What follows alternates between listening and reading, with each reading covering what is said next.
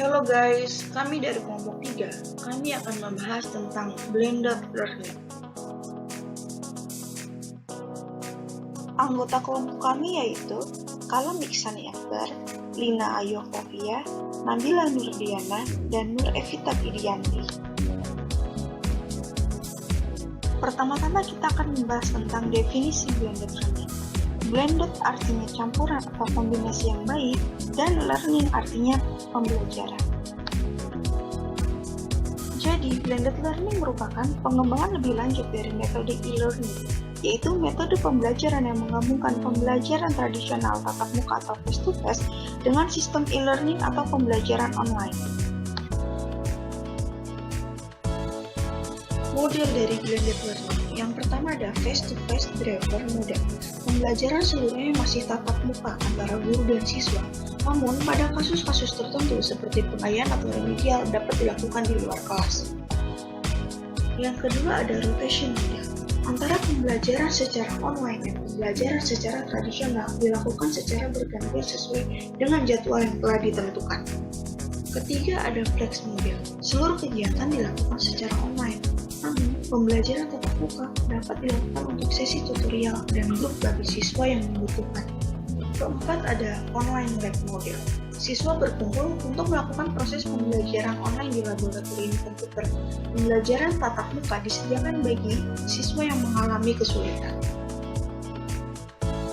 Yang kelima ada self-blend.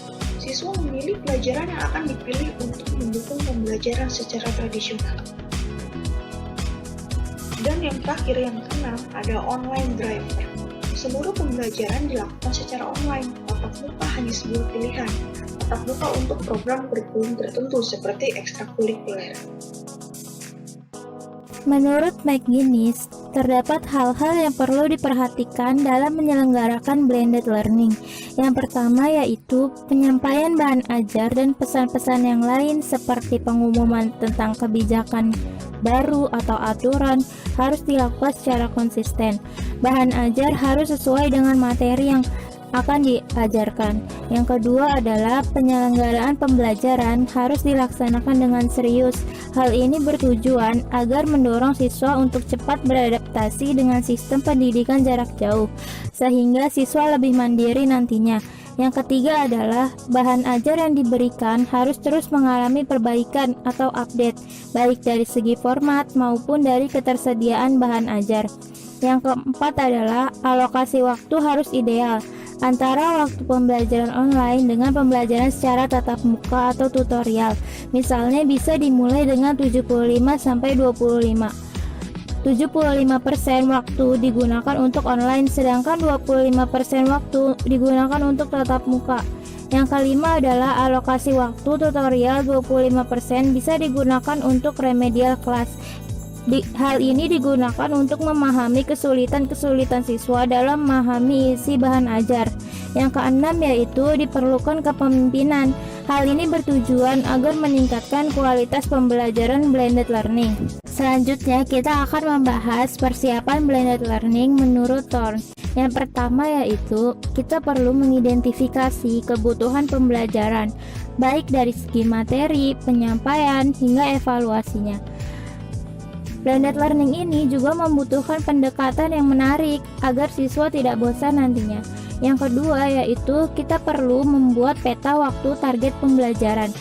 Pada tahap ini berkaitan dengan penentuan model penyampaian materi pelajaran, baik dilakukan secara tatap muka maupun online learning. Yang ketiga yaitu kita perlu mengenali dan mengidentifikasi gaya belajar siswa. Hal ini bertujuan agar pelajaran yang nantinya kita sampaikan mudah dipahami oleh siswa. Yang keempat adalah mencari kesempatan bagaimana cara menyampaikan materi sesuai dengan jenis materi. Misalnya untuk materi A disampaikan dengan metode diskusi, sedangkan untuk materi B dengan metode penugasan literatur. Hal ini harus berkesinambungan antara materi dan metode agar mudah dipahami oleh siswa.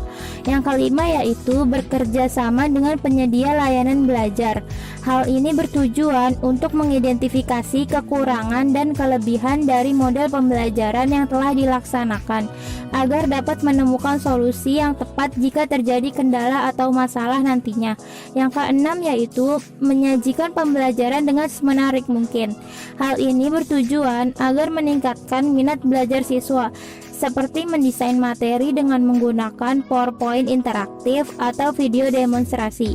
Yang terakhir adalah kita perlu mempersiapkan diri untuk menindaklanjuti kelas blended learning terkait dengan peralatan, perlengkapan, media, dan keperluan lainnya. Dan juga kita perlu menerapkan tolak ukur sebagai bentuk evaluasi keberhasilan penyampaian materi pelajaran agar selanjutnya pembelajaran blended learning dapat berjalan dengan baik dan tidak ada kendala apapun. Lalu ada 5 kunci dalam mengembangkan blended learning itu tersebut.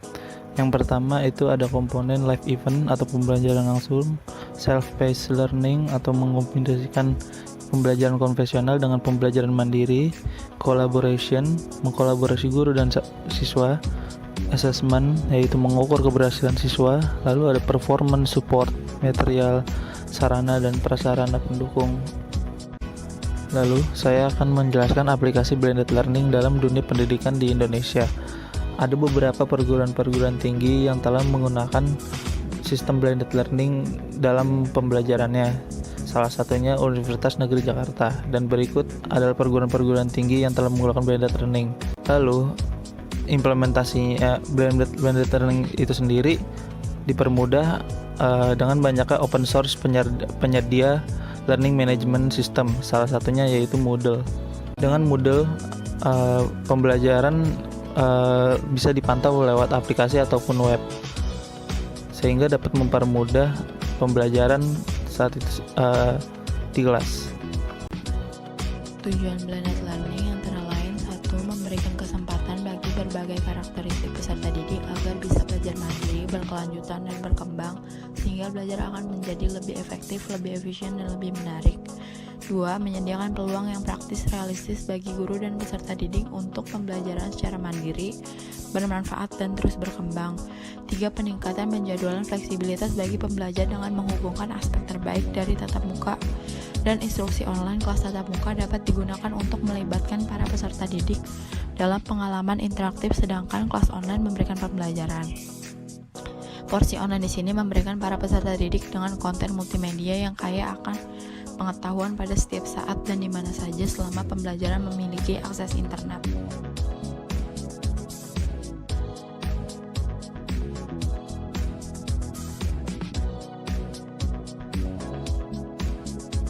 Ada 7 kelebihan blended learning. 1. Penyampaian pembelajaran dapat dilaksanakan kapan saja dan di mana saja dengan memanfaatkan sistem jaringan internet. 2. Peserta didik memiliki keleluasan untuk mempelajari materi atau bahan ajar secara mandiri dengan memanfaatkan bahan ajar yang tersimpan secara online. 3. Kegiatan diskusi berlangsung secara online atau offline dan berlangsung di luar jam pelajaran. Kegiatan diskusi berlangsung baik antara peserta didik dengan guru maupun antar peserta didik itu sendiri. 4. Pengajar dapat mengelola dan mengontrol pembelajaran yang dilakukan siswa di luar jam pelajaran peserta didik. 5. Pengajar dapat meminta kepada peserta didik untuk mengkaji materi pembelajaran sebelum pembelajaran tatap muka berlangsung dengan menyiapkan tugas-tugas pendukung. 6. Target pencapaian materi-materi ajar dapat dicapai sesuai dengan target yang ditetapkan. 7. Pembelajaran menjadi luas dan tidak kaku. Ada 6 kekurangan blended learning. 1. Pengajar perlu memiliki keterampilan dalam menyelenggarakan e-learning. 2. Pengajar perlu menyiapkan waktu untuk mengembangkan dan mengelola pembelajaran sistem e-learning, seperti mengembangkan materi, menyiapkan assignment, melakukan penilaian, serta menjawab atau memberikan pertanyaan pada forum yang disampaikan oleh peserta didik. 3. Pengajar perlu menyiapkan referensi digital sebagai acuan peserta didik dan referensi digital yang terintegrasi dengan pembelajaran tatap muka. 4. Tidak meratanya sarana dan prasarana pendukung dan rendahnya pemahaman tentang teknologi. 5. Diperlukan strategi pembelajaran oleh pengajar untuk memaksimalkan potensi blended learning. 6. Peserta serta tetap melakukan face-to-face untuk melengkapi pembelajaran.